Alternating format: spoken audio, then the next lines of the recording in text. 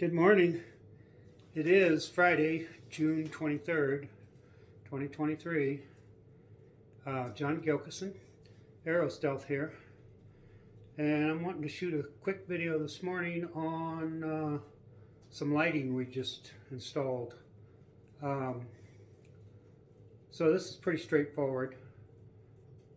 But I'm going to start up here in the bathroom, and we have an overhead light fixture.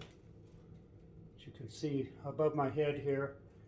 It's just a 4-foot troffer, and it used to have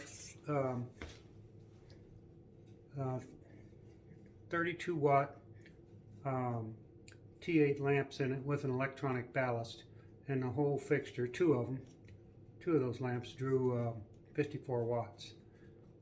Now in the old days with a magnetic ballast and T12s, which is an 1.5 inch diameter tube, that fixture would have drawn 90 watts.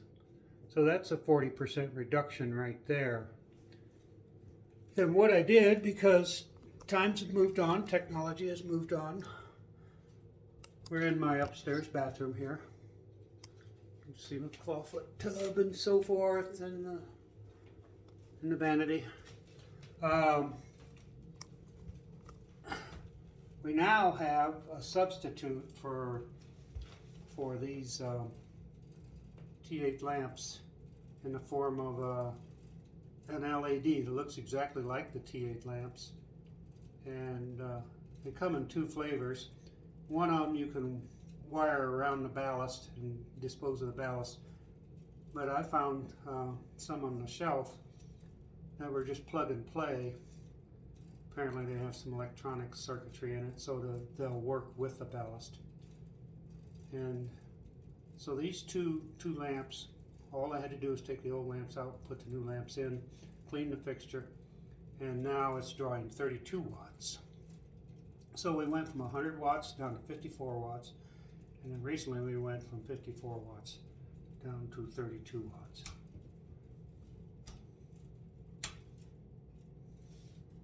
Get the right one.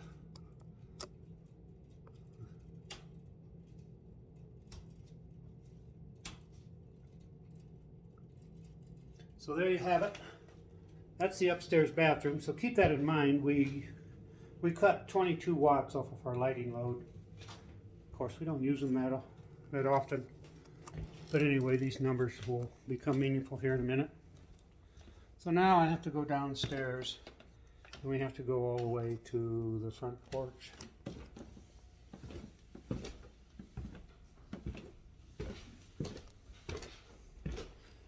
Trying to see if I can't make you motion sick, huh? So, I have to grab a remote here. We have to go out on the front porch. Now on the front porch, this is a 3-season porch. We used to just have a rope lamp, which we pretty much left on all the time. It only drew 3 or 4 watts. That was on the plus side, but it was really pitiful. It didn't put out enough light. And so we have now replaced, we leave that lamp on at night. We've replaced that rope lamp with these patio lamps, patio lights. There's 12 of them in a string, as you can see here. And at night they really do a good job.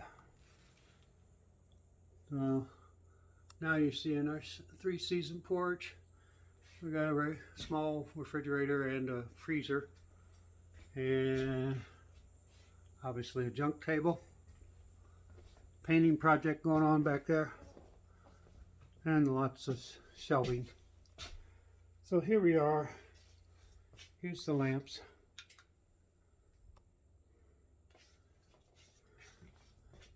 This standalone fan gets in the way of seeing some of it, but there you go. So you get the general idea. I can't tell you offhand, but let's say we're looking at 1 watt per lamp. We're looking at 12 or so watts. I'm going to have to test that theory out.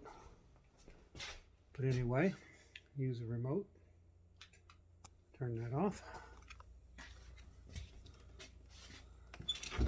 And we'll just go ahead and shut that outside lamp off. I'd say 2,000 lumens out there, 2,000 foot candles out there. That porch negates the need for any daylighting. A day burner. So 2 more sets. Now out on our kitchen porch, here's our painting project. Painting the lower cabinets this blue. The same thing's going to happen over here around the stove and over in this area here. But one at a time, right? So here we go. I'm going out to the kitchen porch now.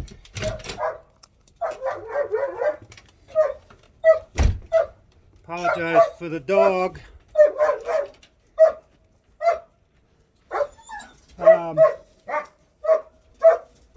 This porch, we moved our old gas stove out here when we installed an induction stove. Of course, we put in this 6-foot high fencing for windbreak, and we also have a charcoal grill out here, some shelving again, and a work surface, a workbench. The idea is that my wife Lana's going to be able to do canning out here using gas. And so recently, of course, we installed these lamps. You can just see them hanging down up there.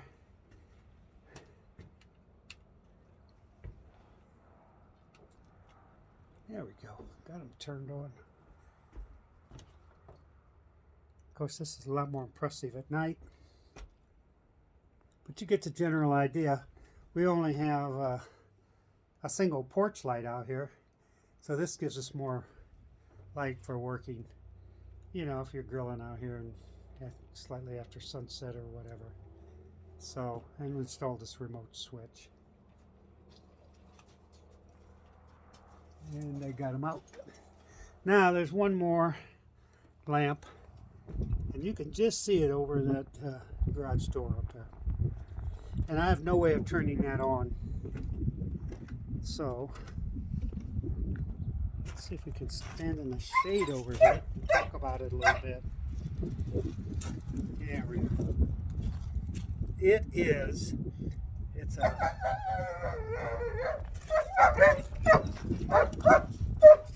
I'm gonna have to get away from that dog. So I'll show you the lamp up closer. There it is.